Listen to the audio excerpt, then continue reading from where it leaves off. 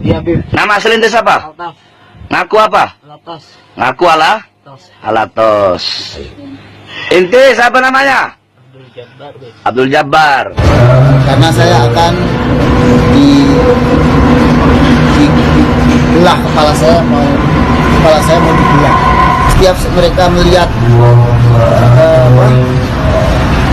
komentar-komentar ataupun tulisan-tulisan saya menjadi bahan untuk dipukuli. Jadi pantas saja kalau kemudian yang dilakukan Banser ini dianggap sebagai persekusi murahan. Yang dilakukan oleh Banser ini dipandang sebagai melanggar. Karena apa? Ini memang tidak keren. Banser ini di dalam melakukan aksinya tidak keren.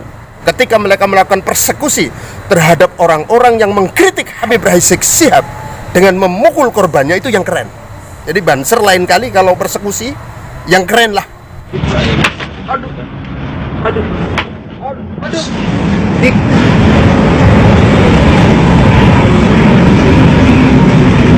Yang ada, lo lebih pintar lo dari Habib Rizik.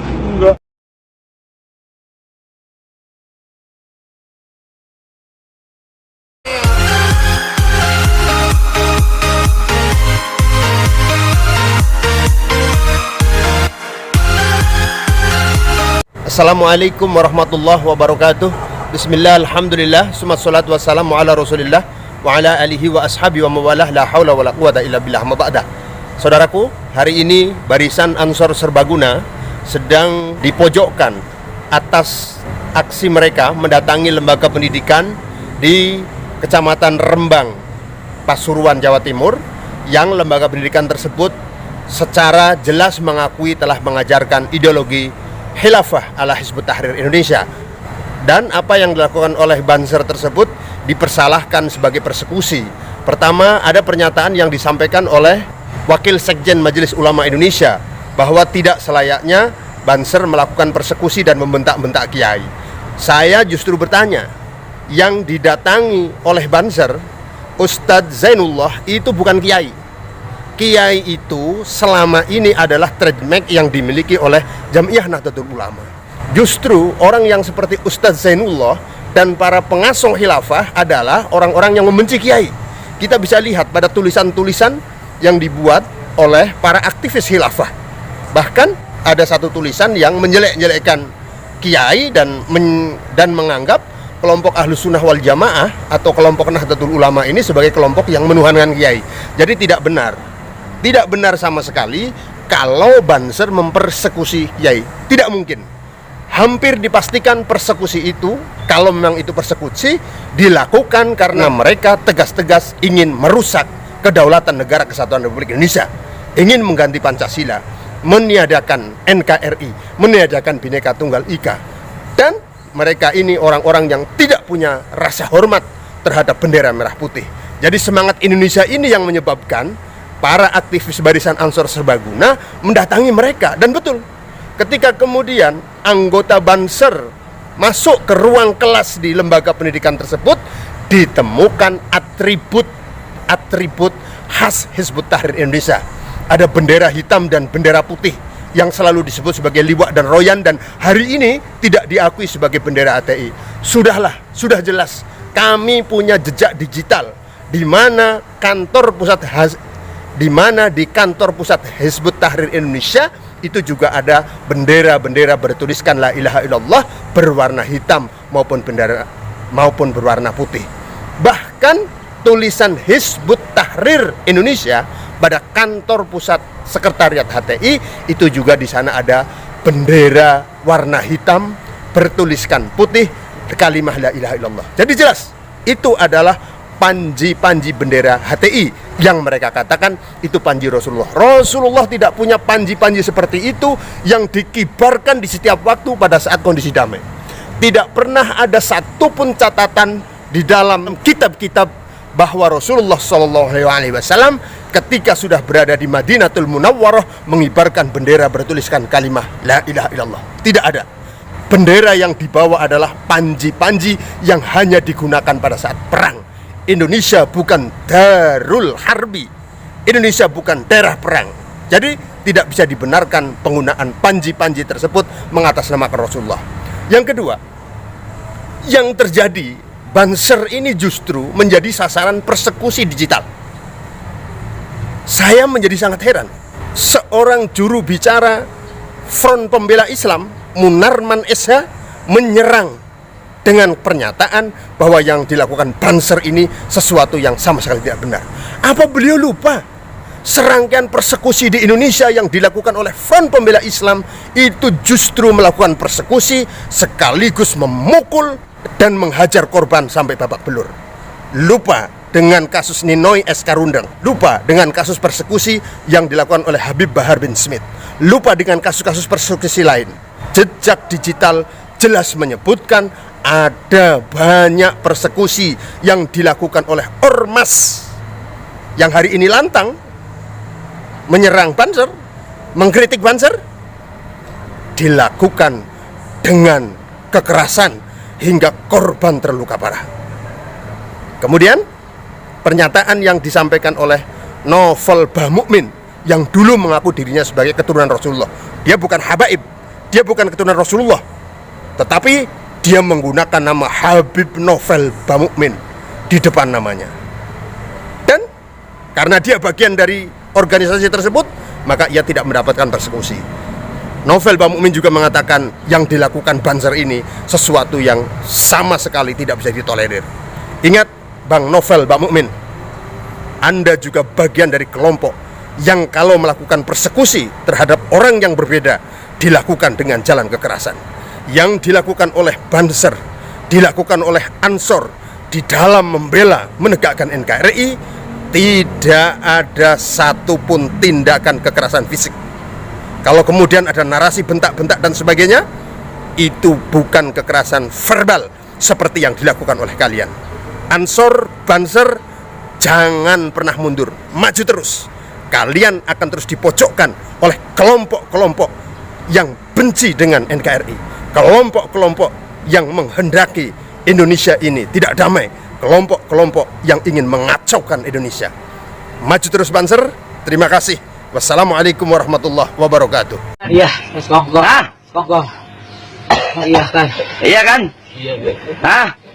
Sekongkol aja berdua. Terus ente ngaku-ngaku Habib.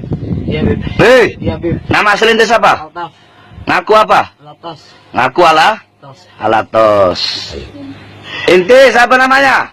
Abdul Jabbar, Beb. Abdul Jabbar. Waktu di Bali ngaku-ngaku? Nggak, Habibana Bahar. Ngaku sebagai? Habibana Bahar. Habib Bahar bin Smith. Terus sering juga ngaku sebagai adik anak. Enggak, Beb. Hah? Enggak, Beb. Enggak bagaimana?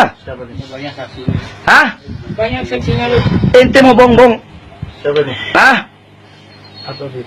Ngaku ente pernah ngaku adik anak, ponakan anak. Ponakan, Beb. Hah? Ponakan, Beb. Kenapa ente bohong-bohongin umat kayak begitu? Hah? Kenapa ente orang bohong-bohongin orang, bikin susah orang? Hah? Benar, Bang, aku Habib Bahar.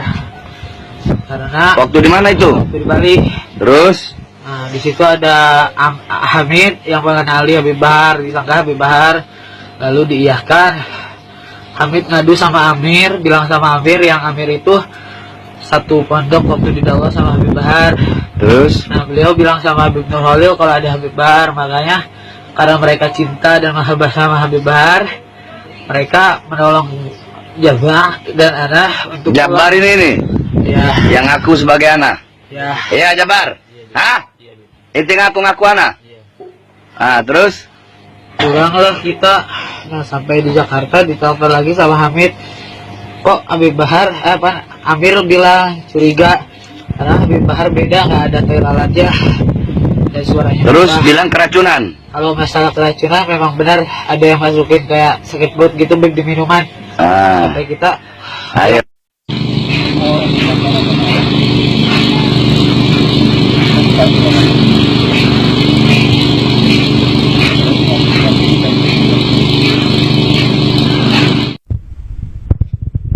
memakai tasbih.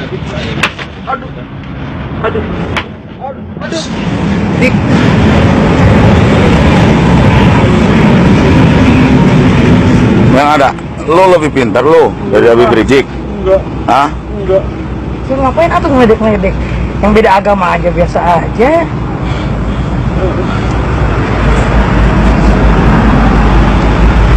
Kapok nggak kamu? Kapok nggak? Nggak kapok? Mau ngehina terus? Kapok, Oh, kalau kapok kan. Kapok, Bang. Kapok maksudnya tadi kirain nanyain masalah mabuk apa gitu. Lo ada unsur apa lo ngehina Habib Rizik? Unsur apa lo? Ya ampun. Ngaku bang. Ada unsur apa lo? Berapa orang lo? Hah? Ada seorang yang dipanggil Habib itu memberi ultimatum ke saya bahwa waktu saya pendek karena saya akan dibelah kepala saya mau dibelah. Nah, dia interogasi dan dia memukuli saya, dan pemukulan itu bukan yang pertama. Itu sejak saya masuk, setiap ada interogasi saya selalu nah, saya bermohon untuk tetap hidup ya, karena saya punya anak istri dan seterusnya, tapi tetap saja bahwa saya tidak diberikan pulang, tetap harus ada di sini. Nah, Habib ini terakhir menanyakan juga apakah sudah datang juga apakah sudah datang ambulans. Nah, dijawab ambulannya belum datang. Nah, suruh nunggu dan seterusnya sampai menjelang waktu yang dikatakan sebelum subuh saya harus dieksekusi dan mayat saya nanti mau diangkut untuk dibuang ke arah kerusuhan. Itu sejak setelah demo reda sekitar pukul 2, Habib itu yang merancang untuk membunuh saya di situ bersama dengan penyedia ambulan yang mengaku sebagai tim medis. Nah, tim medis ini yang sejak awal menginterogasi, melihat, mengumumkan, mereka juga membuka media sosial saya setelah tahu nama saya lengkap, nama asli dan seterusnya. Setiap mereka melihat komentar-komentar ataupun tulisan-tulisan saya menjadi bahan untuk dipukuli. Itu yang saya rasakan, dan ya sekarang saya setiap saat saya keluar kemana-mana saya takut karena ada seorang yang menanyakan tentang nama